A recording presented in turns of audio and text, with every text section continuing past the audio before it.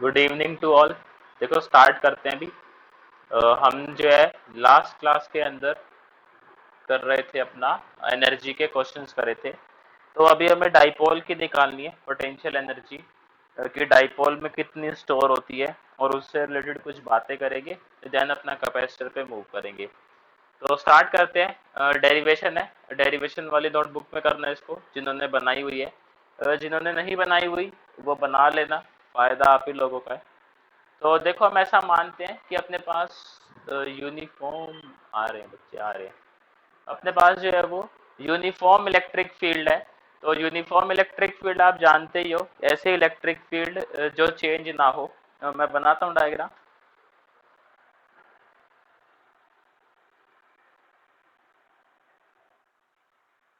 हाँ, एक ही बात है, यूनिफॉर्म बोल दो कांस्टेंट बोल दो। तो इस इलेक्ट्रिक फील्ड के अंदर अपना एक डाइपोल रखा हुआ है। तो डाइपोल भी बना लेते हैं, देखो फिर बातें करेंगे उसके ऊपर। तो डाइपोल में अपना एक होता है नेगेटिव चार्ज, एक अपना पॉजिटिव चार्ज। इनके बीच का डिस्टेंस कितना, 2a। वही हर बार की तरह डाइपोल मोमेंट कितना होगा, इसका p होगा। और p की वैल्यू क्या होगी, 2aq। जैसा कि हमने पहले समझा था कि जो डाइपोल मोमेंट है यानी कि p, उसकी वैल्यू है अपनी 2aq। खैर इसकी जरूरत पड़ेगी नहीं, बट स्टिल क्योंकि हम जानते हैं कि डाइपोल मोमेंट क्या होता है आपका, either charge into distance between the charges. तो चार्ज का है आपका q, और डिस्टेंस बिटवीन दी चार्जेस क्या है, 2a। तो मेरे को एक बात बताओ कि ये जो एनर्जी है इसकी डेरिवेशन हमेशा करते हैं वर्क डन की फॉर्म में, कि हम निकालते हैं वर्क डन, और फिर ये बोलते हैं कि जो वर्क डन है वो स्टोर हो जाता है एनर्जी की तरह। तो ये जो डाइपोल है इस पे नेट फोर्स को जो है वो जीरो आता है। ये बात मैंने आपको समझाई थी पहले भी, कि ये जो पॉजिटिव चार्ज है इस पे फोर्स लगता है इस साइड, और वो लगता है QE। और इस ये नेगेटिव चार्ज इस पे फोर्स लगता है इस साइड, और वो भी लगता है QE। और क्योंकि दोनों चार्जेस पे फोर्स जो है वो इक्वल और ऑपोजिट होता है, तो नेट फोर्स तो जो है इस पे जीरो आ जाता है। अब नेट फोर्स जीरो है तो क्या इस पे वर्क डन होगा, सवाल ये है मेरा।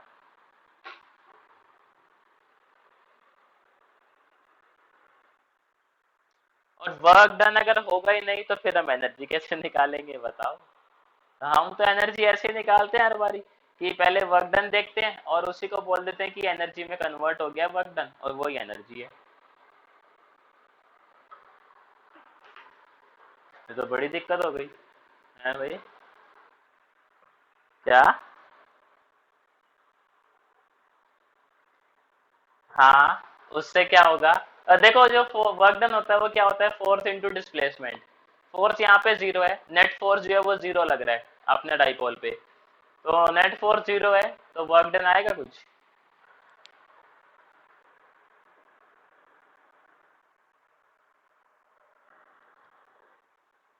अब यहाँ देखो लीनियर वर्क डन जो है वो तो जीरो होगा, हम बात करते हैं। लेकिन ये घूम रहा है।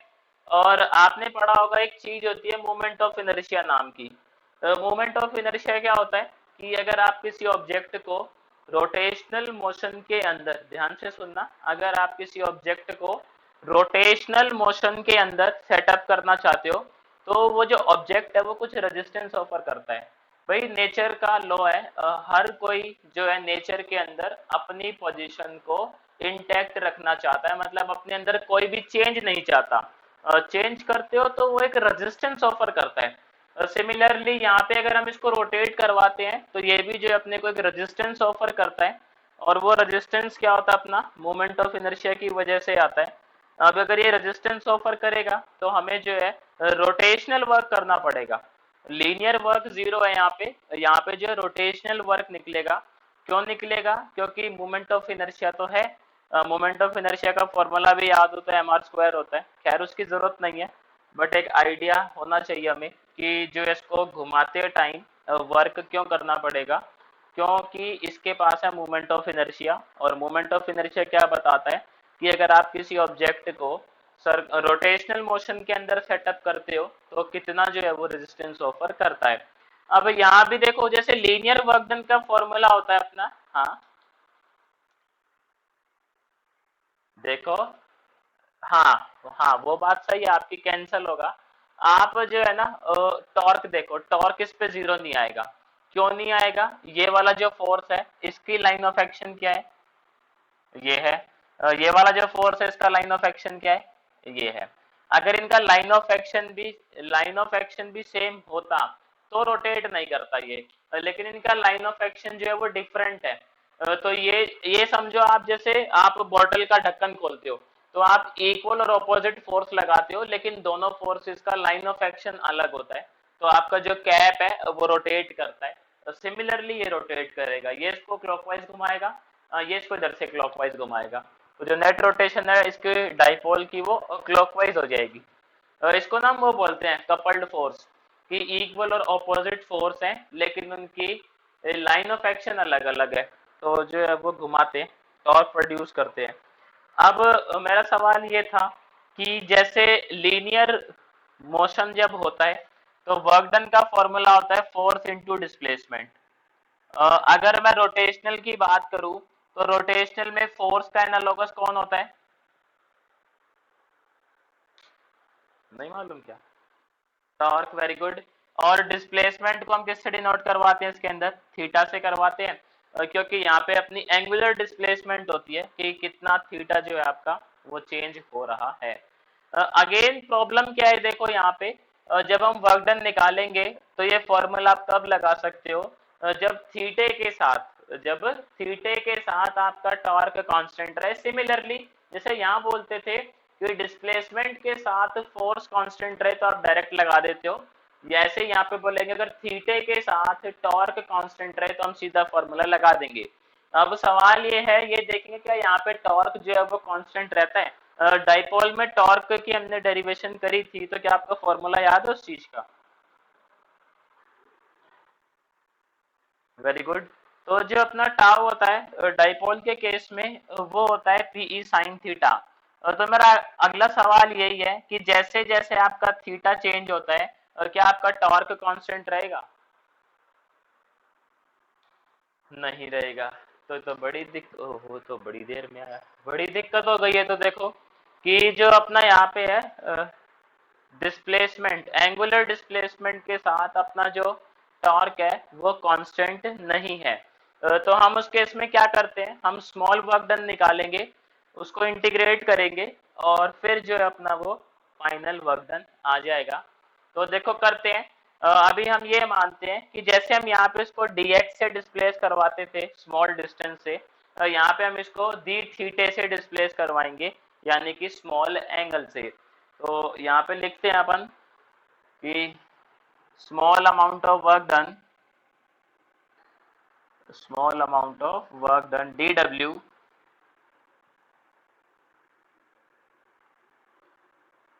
राजपूत सर लेट कैसे हो गए इतने? डाइपोल मूवमेंट है यार। तो जो डी डब्ल्यू वर्क डन है वो हो जाएगा अपना टाउ डी थीटा, क्योंकि हम इसको डिस्प्लेसमेंट जो है वो काफी छोटी देंगे। समझ गया मैं। तो यहाँ पे अब क्या करेंगे, देखो टॉर्क की वैल्यू पुट कर देते हैं। टॉर्क अपना पी साइन थीटा होता है, तो जो अपना डी डब्ल्यू है वो अपना हो जाएगा P E sine theta D theta. इसको इंटीग्रेट मारेंगे तो लिखते हैं इंटीग्रेट बोथ साइड।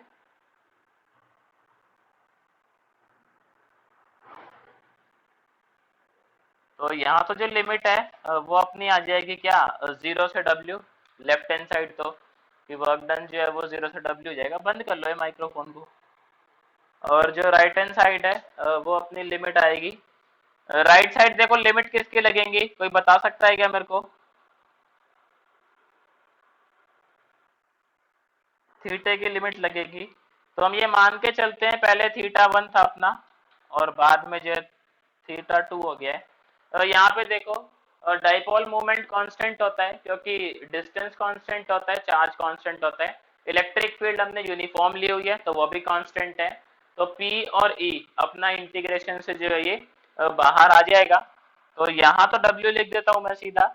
यहाँ आ जाएगा अपना P E limit theta one से थीटा टू और ये हो जाएगा अपना साइन थीटा डी थीटा। और साइन थीटा का इंटीग्रेशन क्या होता है? हाँ, फॉर्मूले तो याद कर रखे लड़कों ने, क्या बात है। तो जो होता है इसका सही जवाब है माइनस। वो नेट इश्यू हो रहा होगा आपका थोड़ा सा ना, हो जाएगी क्लियर अभी। रिकॉर्ड तो चालू है, बस ऊपर वाले पे भरोसा रखो, होगा क्लियर।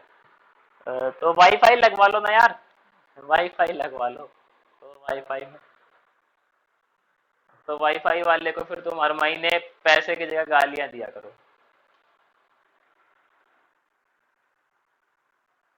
देखो यहाँ पे साइन थीटा का इंटीग्रेशन लिख देंगे माइनस कॉस थीटा,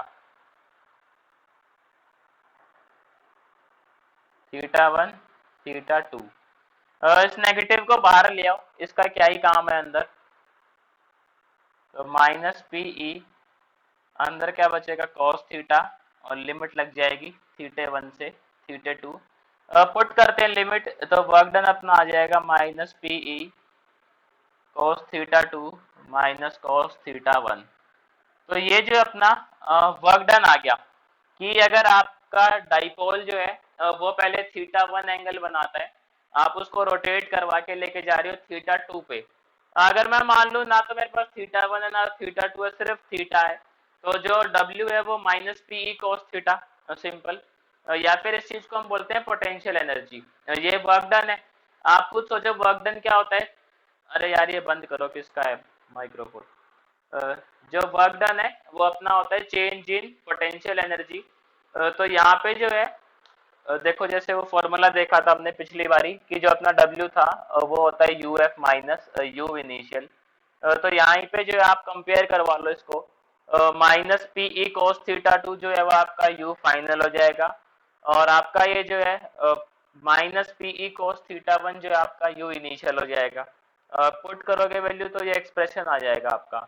तो जब कंपेयर करवाओगे तो ये मालूम चलता है कि जो आपकी पोटेंशियल एनर्जी है यानी कि U, वो होती है आपकी minus P E cos theta. Harshmeet late कैसे?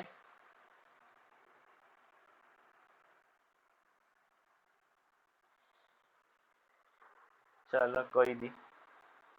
तो ये जो है आपका एक आ जाएगा एनर्जी का। देखो एक बार ये आप जो इसको थीटा टू और थीटा वन लो और पुट करो इसमें, आपका ये एक्सप्रेशन आएगा, कोई दिक्कत नहीं है। Minus P cos theta two and ये माइनस कोस थीटा वन।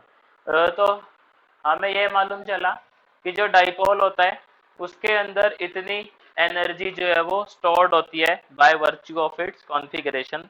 तो इसको नोट करो। इसके बाद कुछ सवाल जवाब करते हैं। हर्षमित देखो हम ये डेरिवेशन कर रहे हैं। डेरिवेशन आपकी कि जो डाइपोल होता है वो अगर आप उसको इलेक्ट्रिक फील्ड के अंदर रखते हो तो उसके पास जो है कितनी पोटेंशियल एनर्जी स्टोर होती है। तो इसको नोट कर लो अभी, देन मैं एक बार ब्रीफली एक्सप्लेन कर दूंगा। केमिस्ट्री नहीं यार, फिजिक्स की होती है आज, राजपूत सर। हम्म। यार मेरे को ना ऐसे याद नहीं रहता केमिस्ट्री फिजिक्स, मेरे को ऐसे याद रहता है कल केमिस्ट्री थी तो आज फिजिक्स है, अब आज फिजिक्स है तो कल केमिस्ट्री है ना। और अच्छा, अगर 2 घंटे की कर दे क्लास तो टाइम बताओ क्या सूटेबल रहेगा? क्या?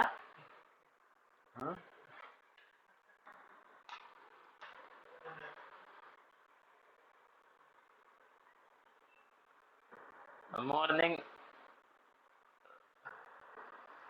ये देखो ये लफड़े होते हैं कईयों के, ये स्कूल वाले। अरे यार ये, अरे लड़ाई क्यों कर रहे हो, मैं ये कह रहा हूँ ये जो कई स्कूल, ये केवी वाले जो है ना, ऐसे नहीं बच्चों को पढ़ने देना, ना तो खुद पढ़ाएंगे ना पढ़ने देंगे। ये 11th वाले भी कई स्कूलों ने कर दिया है ड्रामा, जो है ना सुबह वाला। यार सुबह सही रहता है क्लास करना, मेरे को भी सही रहता है सुबह सुबह।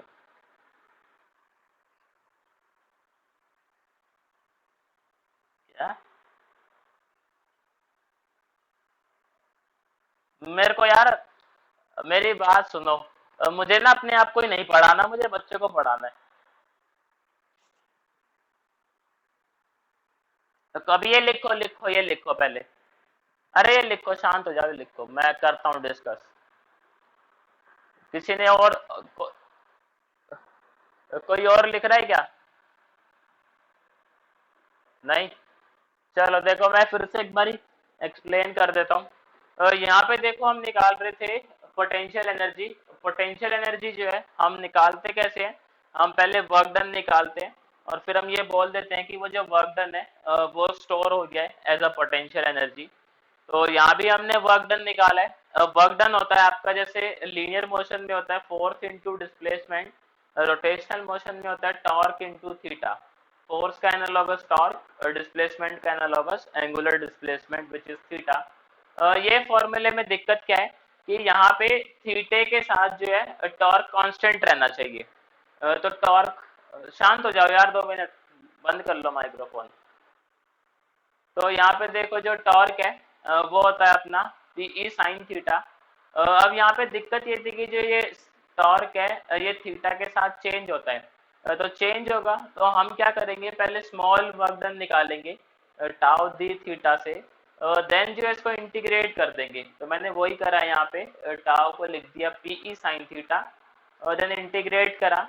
हम ये मान रहे हैं कि जो अपना डाइपोल है उसको हम थीटा 1 से थीटा 2 पे ले जा रहे हैं, यानी अगर ये एंगल थीटा 1 है तो मैं इसको थोड़ा सा घुमा के जो है थीटा 2 कर रहा हूँ। तो वहां पे देखो पीई तो कांस्टेंट होता है, क्योंकि 2 भी constant, a constant, Q constant, तो पी अपना कांस्टेंट है, और ई हमने यूनिफॉर्म लिया हुआ है तो वो भी कांस्टेंट है। साइन थीटे का इंटीग्रेशन जो है वो minus cos theta, limit put करी मैंने नेगेटिव बाहर लेके, तो ये वर्क डन आ गया। पिछली बारी मैंने समझाया था वर्क डन होता है final potential energy minus initial potential energy. Compare करवाएंगे इस चीज को इससे, तो हमें पता लगेगा जो पोटेंशियल एनर्जी है वो है माइनस पीई कॉस थीटा। तो ये एक्सप्रेशन है फाइनल। हर्षमित कुछ हुआ क्लियर? थोड़ा बहुत आया समझ? चलो, ना है तो कोई नहीं, एक बारी रिकॉर्डिंग देख लेना, देन पूछ लेना मेरे से।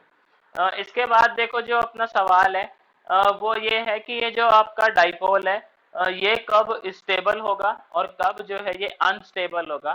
तो इसका लॉजिक ये होता है कि स्टेबल तब होता है जब एनर्जी कम से कम हो, और अनस्टेबल तब होता है जब एनर्जी मैक्सिमम हो। फॉर एग्जाम्पल, अभी हम जो है जिंदा हैं तो हम अनस्टेबल हैं क्योंकि एनर्जी अपनी ज्यादा है।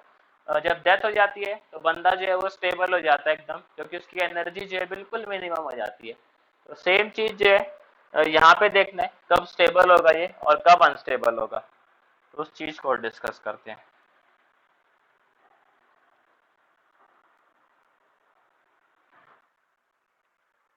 मिनिमम खत्म नहीं होती ना, बॉडी तो होती है तो कुछ तो एनर्जी बचती है उसके अंदर।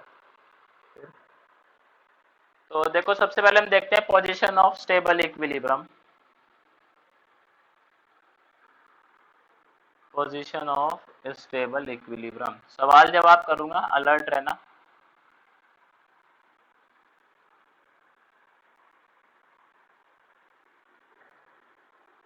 स्टेबल का मतलब ये है कि एनर्जी जो है आपकी कम से कम है, जितनी कम हो सकती है उतनी कम है।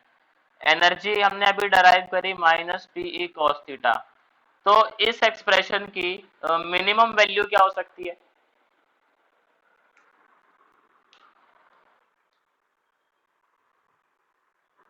90 पे जीरो मिनिमम हो सकती है। ये ध्यान रखना, एनर्जी जो है वो स्केलर है, वेक्टर नहीं है।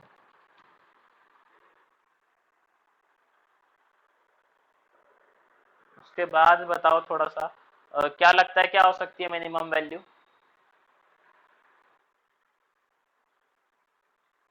वो मिनिमम उससे कम हो सकती है क्या, जीरो से कम इसकी चीज की वैल्यू, यू की वैल्यू? 180 पे? क्या बात, 180 पे क्या हो जाएगी, एक बारी करो जरा।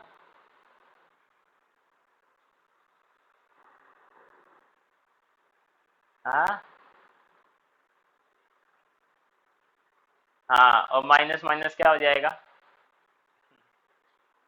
फिर? जो उसकी मिनिमम वैल्यू है ना वो हो सकती है माइनस पीई, ये इससे कम नहीं हो सकता माइनस पीई से। माइनस माइनस पीई से ये वैल्यू कम नहीं जा सकती। तो देखो ये कब होगा ऐसा, जीरो, ये ऐसा ही है कि जीरो से छोटा है ना -2, तो अगर -2 -2 आ सकता है मैक्सिमम, तो -2 ही होगी मिनिमम, क्योंकि स्केलर है। अब वेक्टर होता तो माइनस का मतलब होता है कि डायरेक्शन अपोजिट हो गई है, तो वहां अलग चीज होती है माइनस। और यहाँ पे स्केलर है तो आप इस चीज को देखोगे। तो यू जो मिनिमम है वो कितना हो सकता है आपका, -पीई। होप आप लोगों को समझ आया होगा। अब मुझे ये बता दो, ये -पीई कब हो सकता है, बस वही आंसर आ जाएगा अपना। अरे शाबाश।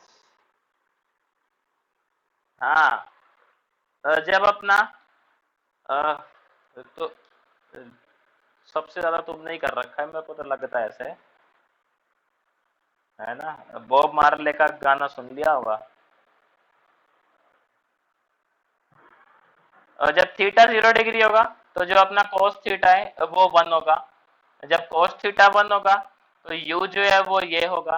अच्छा, 0 डिग्री का मतलब क्या है कि जो अपना डाइपोल है वो इलेक्ट्रिक फील्ड के पैरेलल है कि एंटी पैरेलल है कि परपेंडिकुलर है। Very good.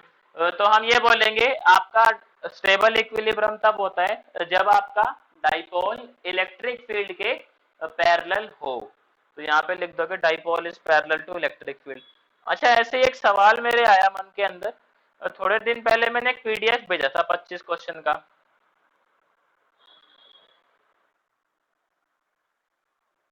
हाँ, तो किसी ने कुछ एक करा है ट्राई? हाँ, फिर कब कब करोगे जनाब उनको सारों को यार, ट्राई कर लो एक बार ही है? मैं तो करवाऊंगा ही, लेकिन एक खुद से भी करोगे कुछ? तो अगले साल की मत बता देना तुम तारीख।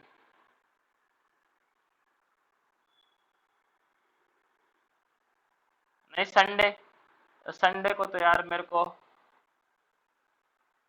हाँ, यार जयंत आज कहीं गया हुआ है। हाँ, हाँ, उसका मैसेज आया था मेरे को।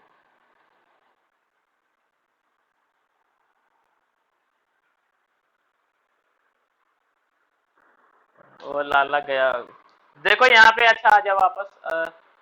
तो देखो यहाँ पे जो है अनस्टेबल इक्विलिब्रियम का मतलब होता है कि जब आपकी एनर्जी मैक्सिमम हो। तो ये मैक्सिमम क्या वैल्यू हो सकती है इसकी? शांत रहो जरा तुम, इसकी मैक्सिमम वैल्यू क्या हो सकती है?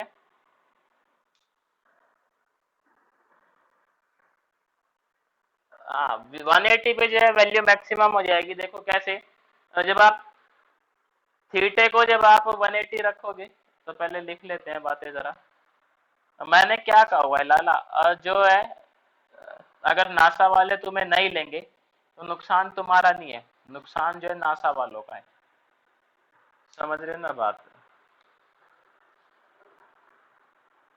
तो तुम्हारी होर्डिंग लगवाएंगे लाला 12th के बाद, बिल्कुल मेट्रो पे लगवाएंगे बड़ी सारी। हाँ, ये माइनस -1 होता है, माइनस माइनस प्लस हो जाएगा। तो ये जो है वो मैक्सिमम आ गई। यहाँ पे जो आप बता सकते हो ओरिएंटेशन क्या होगी डाइपोल की, पैरेलल, एंटी पैरेलल की परपेंडिकुलर? ये हुई ना बात। तो यहाँ पे जो हम बोलेंगे कि अपना डाइपोल जो है वो एंटी पैरेलल है अपना इलेक्ट्रिक फील्ड के।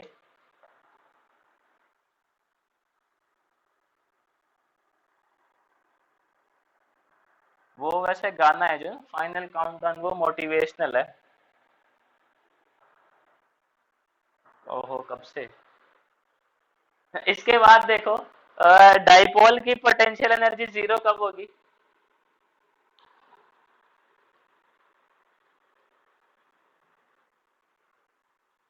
हाँ, वेरी गुड। तो इसकी वैल्यू जीरो कब हो जाएगी देखो, जब अपना थीटा हो जाएगा 90, क्योंकि कोस 90 जो है वो अपना हो जाता है आर्यभट्ट। तो ये तीनों केस इंपॉर्टेंट है। तो ये हो जाएगा पोजीशन ऑफ जीरो एनर्जी।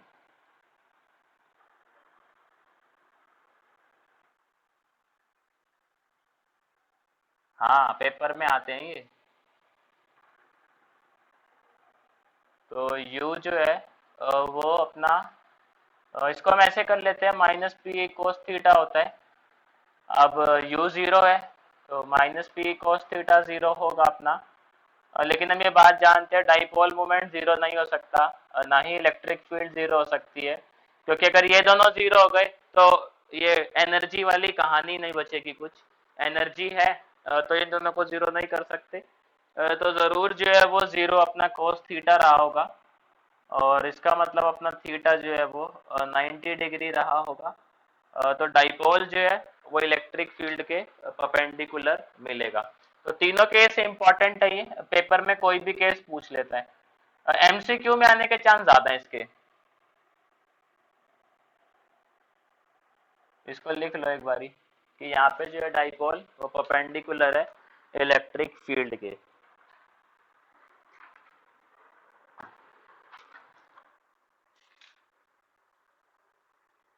हाँ नहीं, इक्विलिब्रियम तो हम इसको नाम देते हैं, आप सीधा ऐसे भी लिख सकते हो इसको कि पोजीशन ऑफ मैक्सिमम एनर्जी। यहाँ पे अनस्टेबल का मतलब ये है कि आप अगर इसको इस पोजीशन पे रख दोगे ना तो ये टिकेगा नहीं। ये जो है स्टेबल होना चाहेगा, तो ये घूम जाएगा अपने आप और वापस जो है ये पैरेलल आ जाएगा इलेक्ट्रिक फील्ड के। अनस्टेबल का ये मतलब समझते हैं हम यहाँ पे कि कोई भी चीज जो है अगर हम उसको अनस्टेबल वाले पे ले जाएं तो वो अपने आप घूमेगा, और घूमने के बाद वो ऐसी ओरिएंटेशन एक्वायर करेगा कि वो स्टेबल हो जाए बस। ये ज्यादातर ना वहाँ काम आता है ऑसिलेशंस में, जब ऑसिलेशन करवाने होते हैं कि हम उसको अनस्टेबल पोजीशन पे ले जाते हैं और फिर वो स्टेबल पे आने के लिए मूव करता है, उसके बाद ऑसिलेशन स्टार्ट हो जाते हैं बहुत सारे केसेस में। ये पढ़ोगे आप अगर फिजिक्स लेते हो तो आगे कॉलेज के अंदर। ये नोट कर लिया कि कोई कर रहा है, अदरवाइज आगे चलते हैं। हाँ लिख लो। इसके बाद अपना कैपेसिटर ही है।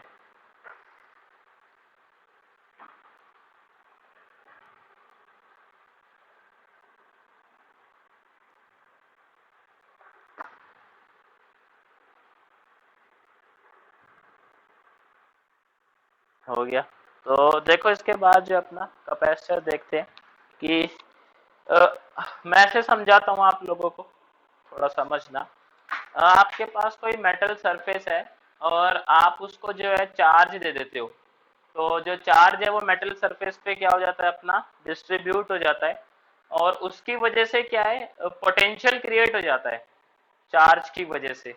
तो ऐसा देखा गया है एक्सपेरिमेंटली कि जो पोटेंशियल होता है वो डिपेंड करता है चार्ज पे। जितना ज़्यादा आप चार्ज देते हो उतना ज़्यादा उसकी वजह से बनता है पोटेंशियल। अब फॉर्मूले से भी देख सकते हो आप के क्यू बाई आर जो हम पॉइंट चार्ज के लिए लगाते हैं पोटेंशियल का। तो क्यू की वैल्यू जितनी ज़्यादा होती है पोटेंशियल भी उसकी वजह से उतना ज़्यादा क्रिएट होता है। तो उसी चीज़ को लेकर डिफाइन किया गया है कैपेसिटेंस को। देखते हैं अभी।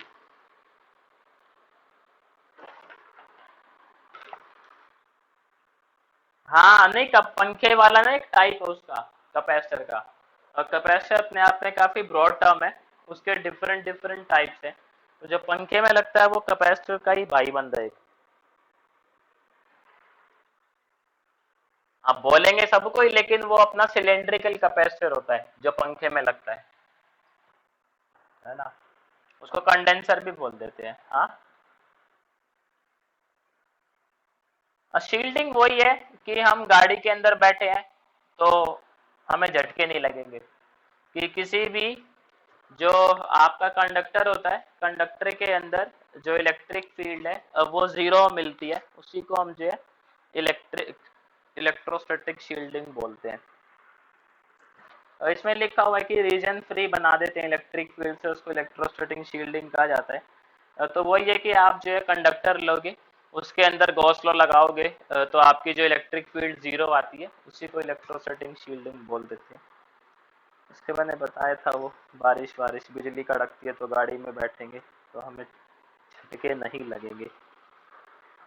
तो कैपेसिटेंस पे आते हैं वापस। देखो जो आपका हर मेटल का सरफेस है वो बेसिकली कुछ चार्ज को होल्ड कर सकता है। कैसे, आप मेटल लो, उसको कुछ चार्ज देते हो, तो जो चार्ज है उसके सरफेस पे डिस्ट्रीब्यूट हो जाता है। अब जो मेटल है, फॉर एग्जांपल पीस अगर अपना इतना है, इसको हम कोई चार्ज देंगे क्यू, तो इस पे डिस्ट्रीब्यूट हो जाएगा। और इस चार्ज की वजह से क्या क्रिएट करेगा, ये पोटेंशियल क्रिएट करेगा।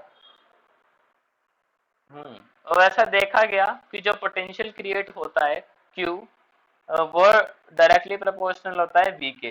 उल्टा उल्टा उल्टा, जो पोटेंशियल क्रिएट हो रहा है V, वो डायरेक्टली प्रोपोर्शनल होता है Q के। मतलब Q हमारे हाथ में है, जितना ज्यादा हम चार्ज देंगे उसकी वजह से जो है वो पोटेंशियल चेंज होता रहेगा। अब कैपेसिटेंस, जैसे कैपेसिटर है, और कैपेसिटेंस बताते हैं हम हर किसी मेटल सरफेस की। तो कैपेसिटेंस हमें ये बताती है कि मेटल सरफेस के पास एक एबिलिटी है कि वो चार्ज को रिटेन रख सकता है अपने सरफेस पे। कोई भी मेटल जो है उस पे चार्ज आपका रह सकता है जब तक कि उसको आप ग्राउंड ना करो। तो हर मेटल जो है वो एक कैपेसिटर की तरह बिहेव करता है। या हम बोलते हैं हर मेटल के पास ये एबिलिटी है कि वो अपने सरफेस पे कुछ चार्जेस को स्टोर करवा सकता है। अब नहीं, क्यू की तो क्या होती है, कूलम्ब होती है, और इसकी क्या होती है, पोटेंशियल की वोल्ट होती है। तो आप क्या लिख सकते हो, क्यू की थोड़ी होती है फेरेड। हाँ, वो जो साइंटिस्ट था ना फेरेड, वो यही वाला साइंटिस्ट है केमिस्ट्री में भी जिसने ये करा था डिस्कवर, कैपेसिटेंस। उसने अपना ही नाम दे दिया इसको, फेरेड यूनिट को। देखो दूसरा सवाल ये आता है कि आपको कैपेसिटेंस क्या बताता है। ये भी बहुत बारी पूछा गया है बोर्ड में भी और एंट्रेंस एग्जाम में भी। कैपेसिटेंस जो है ना, आपको सिर्फ और सिर्फ आइडिया देता है जो मेटल सरफेस है उसके डायमेंशंस के बारे में। कैपेसिटेंस कभी भी आपको ये नहीं बता पाता कि मेटल सरफेस कितना चार्ज होल्ड करने वाला है। वो ये जरूर बताता है कि उसकी एबिलिटी है चार्ज को होल्ड करने की, लेकिन कितनी एबिलिटी है ये सिर्फ कैपेसिटेंस नहीं बता सकता। ये बहुत सारे फैक्टर है जिन पर डिपेंड करती है। जैसे मीडियम मैंने बताया, किस मीडियम के अंदर रखा हुआ है, मेटल सरफेस के आजू बाजू में क्या चीज रखी हुई है, कोई इंसुलेटर तो नहीं है मेटल सरफेसेस के बीच में। तो देखेंगे ये सारे फैक्टर। तो पेपर में अगर सवाल पूछता है कैपेसिटेंस से आपको क्या मतलब सिग्निफिकेंस है इसकी, या फिर आपको क्या इससे आइडिया मिलता है कैपेसिटेंस को देख के, तो आप सिर्फ ये लिखोगे, या अगर एंट्रेंस में भी आता है तो आप सिर्फ वो मार्क करोगे जिसमें लिखा हो कि कैपेसिटेंस जो है सिर्फ हमें एक आइडिया देता है डायमेंशंस ऑफ द कंडक्टर, कि जो आपने मेटल लिया है उसके जो डायमेंशंस है वो क्या हो सकते हैं, इसके बारे में आइडिया देता है बस कैपेसिटेंस। अब जो यूनिट है वो फेरेड है इसकी, और सी की वैल्यू आ गई अपनी Q बाय V। तो इसको हम ये समझते हैं कि अगर हम इसको Q चार्ज देंगे तो इस पे जो पोटेंशियल है वो V क्रिएट हो जाएगा। तो ये कैपेसिटेंस के बारे में था थोड़ा सा। अब ना ये प्रूव करते हैं कि जो ये फेरेड है ये काफी बड़ी यूनिट है। देखो इसको कैसे प्रूव करेंगे। हम जानते हैं कि अपने पास जब स्फेयर होता है, स्फेयर की अगर हम बात करें, होलो स्फेयर की, क्योंकि चार्ज तो अपना जो है वो सरफेस पे रहता है। तो होलो स्फेयर के सरफेस पे देखो चार्ज होगा अपना, मान लेते हैं क्यू चार्ज है। डेरिवेशन हम कर चुके हैं, बस थोड़ा सा आपको रिकैप करवा रहा हूँ मैं, उसको यूज करेंगे क्योंकि ये जो अपना स्फेयर है, आपको याद है इसके सरफेस पे पोटेंशियल कितना होता है, कितना होता है भाई। हाँ, तो इसका जो पोटेंशियल है वो सरफेस पे होता है के क्यू बाय कैपिटल आर, ये हम जानते हैं। यहाँ पे देखो के की वैल्यू पुट कर देता हूँ मैं जरा। v is equals to Q divided by 4 pi epsilon naught R. मैं क्या करता हूँ, इस v को नीचे ले आता हूँ, इसको ऊपर ले जाता हूँ। तो 4 pi epsilon naught R is equals to Q by V. अब ये अपना होलो स्फेयर है तो कंडक्टर ही, तो इसकी भी कुछ कैपेसिटेंस होगी। तो इसकी कैपेसिटेंस कितनी होगी अपनी, ये देखो Q बाय V को जो है आप क्या लिख सकते हो, C लिख सकते हो यहाँ से। ये हर मेटल सरफेस के लिए वैलिड है रिलेशन। दुनिया में जितने भी कैपेसिटर है या जितने भी मेटल सरफेस है, इस रिलेशन को सेटिस्फाई करते हैं। तो यहाँ पे Q बाय V को आप लिख सकते हो C। तो उससे हमें ये समझ आया कि अगर आपका स्फेयर होता है, अपना कोई कंडक्टर है स्फेरिकल, तो जो उसकी कैपेसिटेंस है वो होती है 4 पाई एप्सिलॉन नॉट आर। ये बात हमें समझ आई यहाँ से। आप ये ध्यान रखना, जो ये रिलेशन अपना C वाला, C is equals to Q by V, again मैं रिपीट करूंगा, दुनिया के जितने भी कंडक्टर हैं या जितने भी कैपेसिटर हैं, सारे के सारे इस बेसिक रिलेशन को फॉलो करते ही करते हैं। सिलेंड्रिकल कैपेसिटर हो, कोई भी कैपेसिटर हो आपका, तो अगर आपका हमें मालूम चला कि कंडक्टर अगर आपका स्फेरिकल है तो उसकी कैपेसिटेंस ये होती है 4 पाई एप्सिलॉन नॉट आर। अभी एक सेकंड के लिए हम ये मान लेते हैं कि जो अपनी अर्थ है वो अपनी मेटल की बनी हुई है, मतलब जो होलोस्फेयर है वो उसको अर्थ मान लेते हैं, और अर्थ का एक बारी कैपेसिटेंस निकालते हैं। क्योंकि हम ये बात जानते हैं कि अगर हम अर्थ के बड़ा, इतना बड़ा स्फेयर लें तो काफी बड़ा कंडक्टर होगा वो, अर्थ के साइज का जितना। अर्थ का जो रेडियस है वो अपना होता है 6400 किलोमीटर। देखो मैं यहाँ वैल्यू पुट करता हूँ, अर्थ के रिस्पेक्ट में निकालता हूँ, उससे हमें बात समझ आएगी। तो सी हो जाएगा 4 पाई एप्सिलॉन नॉट, आर की वैल्यू मैं पुट कर दूंगा 6400 किलोमीटर। तो किलोमीटर है तो 1000 से मल्टीप्लाई करूंगा तो मीटर में आ जाएगा। अ, हमें ये बात मालूम है, जो 1/4 पाई एप्सिलॉन नॉट होता है, इसकी वैल्यू होती है 9 इंटू 10⁻⁹। आप इसको इधर ले आओ, उसको उधर ले जाओ, तो 1/9 इंटू 10⁻⁹ जो वैल्यू है वो होती है 4 पाई एप्सिलॉन नॉट की। ये वैल्यू यहाँ पुट कर दूंगा मैं। तो C जो है मेरा वो आ जाएगा 1 इंटू 9 इंटू 10⁻⁹ इंटू 6400 इंटू 1000। और जब इसको सॉल्व करोगे फास्ट कैलकुलेशन 711 माइक्रोफेरेड ये आंसर आएगा। तो इस आंसर से देखो हमें इंटरप्रेट क्या करना है। हमने ये क्वेश्चन जब करा या फिर जो हमने डेटा लिया, इसमें हमने ये माना कि हमारी जो अर्थ है वो एक मेटल स्फीयर है। अर्थ के जितना बड़ा अगर मेटल स्फीयर होगा तो उसकी कैपेसिटी कितनी आ रही है, 711 माइक्रोफेरेड। आप समझ जाओ माइक्रो में चल रहा है अभी भी, 10⁻⁻⁶। अगर आपको फेरेड में लेके आना है कैपेसिटेंस को, तो इससे आप ये अंदाजा लगा लो कि आपको कितना ज्यादा बड़ा जो है वो कंडक्टर कंसीडर करना पड़ेगा। ये अर्थ है तब इतना आ रहा है माइक्रो में। अगर 1 फेरेड चाहिए तो यहाँ पे 1 पुट कर दो, और आर की वैल्यू निकाल सकते हो आप कि इतना बड़ा जो है आपका रेडियस होना चाहिए कंडक्टर का, तब जाके जो कैपेसिटेंस है वो आपकी 1 फेरेड के इक्वल आएगी। तो इसमें कोई डाउट पहले बताओ, ये इंपॉर्टेंट है वाइवा के लिए काफी। नहीं, देखो अब मेरा सवाल ये है, सवाल से समझाता हूँ। क्या जो 1 फेरेड है वो प्रैक्टिकल यूनिट है, या क्या फेरेड प्रैक्टिकल यूनिट है सिर्फ, ये सवाल है। वाइवा में पूछते हैं बहुत बारी। क्यों नहीं है, अगला ही सवाल ये होता है फिर।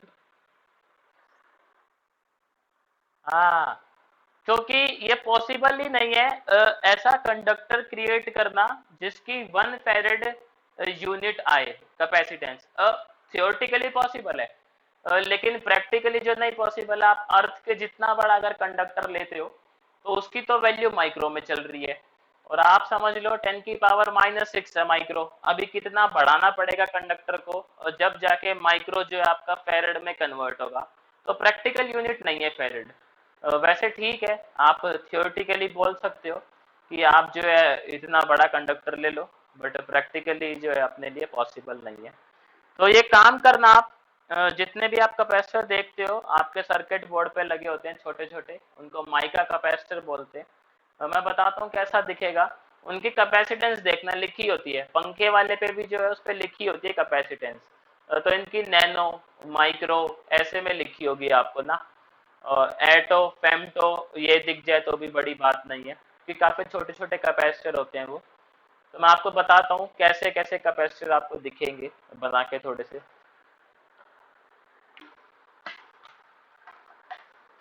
सिलेंड्रिकल कैपेसिटर को तो हर कोई जानता है, पंखे के अंदर लगता है, अपना सिलेंडर होता है, नीचे दो टांगे होती हैं, सिंपल सबसे। ये काफी ज्यादा यूज होता है अपना। एक होता है माइका कैपेसिटर। माइका ऐसा होता है, टांगे ऐसी होती है और यूं होगा। ये पूरा ब्राउन ब्राउन होता है, मोटा सा बीच में। तो ये दिख जाएगा आपको सर्किट बोर्ड पे, इसको माइका कैपेसिटर बोलते हैं। स्फेरिकल कैपेसिटर जो है वो नहीं देखने को मिलेगा आपको रियल लाइफ में, क्योंकि यूज नहीं होता ये। ज्यादातर जो है वो सिलेंड्रिकल होता है, 90% एप्लीकेशन इसी की है सिलेंड्रिकल की। पैरेलल प्लेट कैपेसिटर होता है, वो भी आपको नहीं मिलेगा देखने को। उसमें दो प्लेट होती है और बीच में जो है कुछ फील्ड होता है, लिक्विड या फिर कुछ इंसुलेटर टाइप। ये भी यूज नहीं होता रियल लाइफ में। ये वाला जो है सबसे सिंपल होता है पढ़ने के लिए, सबसे सिंपल ये है। और ये वाले जो है ये कॉम्प्लेक्स होते हैं। माइका सबसे कॉम्प्लेक्स है अगर आप इसको पढ़ते हो तो। अभी तो खैर नहीं पढ़ेंगे हम, जो है सिर्फ पैरेलल प्लेट पढ़ेंगे, सिंपल वाला जो अपने सिलेबस में है। बाकी अगर आप इलेक्ट्रॉनिक्स में जाते हो आगे, तो आप जो है वो सिलेंड्रिकल भी पढ़ोगे डिटेल में, आप जो है वो माइका भी पढ़ोगे डिटेल के अंदर। ये समझने थोड़े से मुश्किल होते हैं, और यहाँ पे जो है मैथ भी हाई फाई चलती है। तो अभी तो हमने इतना देखा कि जो कैपेसिटेंस है वो अपनी स्फेरिकल मेटल की जो है वो 4 पाई एप्सिलॉन नॉट आर है। और जो अपनी फेरेड है वो प्रैक्टिकल यूनिट नहीं है, क्योंकि उसके लिए जो कंडक्टर है वो काफ़ी बड़े साइज का लेना पड़ेगा। इसके बाद देखो जो अपना टॉपिक है वो है डाइलेक्ट्रिक। ये डाइलेक्ट्रिक जो है ये बहुत इंटरेस्टिंग टॉपिक है, थोड़ा सा समझना इस चीज को, आपको देखो इंटरेस्ट आएगा। जो ये डाइलेक्ट्रिक टर्म है अगर आप लोगों को याद हो, तो मैंने बताया था कि ये जो है इंसुलेटर के लिए डिफाइन करी जाती है डाइलेक्ट्रिक। और इसका फॉर्मूला था permittivity of that medium upon permittivity of vacuum, अगर आप लोगों को याद हो तो। डाइलेक्ट्रिक सबसे स्टार्टिंग में बताया था मैंने के है। के का जो फॉर्मूला हमने पढ़ा था वो क्या पढ़ा था, permittivity of medium divide by permittivity of free space, है ना। ये होता है डाइलेक्ट्रिक का। डाइलेक्ट्रिक कांस्टेंट जो है वो इंसुलेटर्स के लिए बताया जाता है,